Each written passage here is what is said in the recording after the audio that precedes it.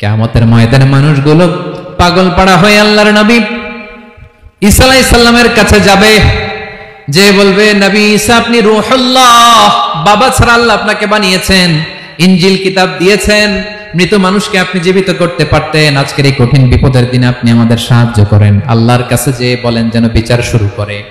ঈসা আলাইহিস সালাম বলবেন, আমিও পারবো না, ইন্নী উবিদতু মিন দুনিল্লাহ, আমার উম্মত খ্রিস্টানেরা আল্লাহরে বাদ দিয়ে আমি ঈসার ইবাদত করেছে।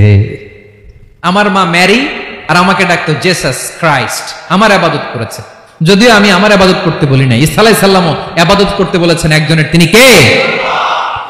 আল্লাহর নবী ঈসা আলাইহিস সালাম বলবেন, আমিও পারবো না, আজকে আল্লাহ অনেক রেগে আছে, আমি পারবো না, তবে একটা পরামর্শ দিতে পারি, একটা সাজেশন দিতে পারি। আজকের দিনে এই কঠিন মুসিবতের কালে, এই কঠিন সময়ে কেউ আল্লাহর দরবারে দাঁড়িয়ে একটা টু শব্দ করার ক্ষমতা কারো নাই, একমাত্র আখিরি জামানার পয়গম্বর বিশ্বনবী মুহাম্মদুর রাসূলুল্লাহ ছাড়া।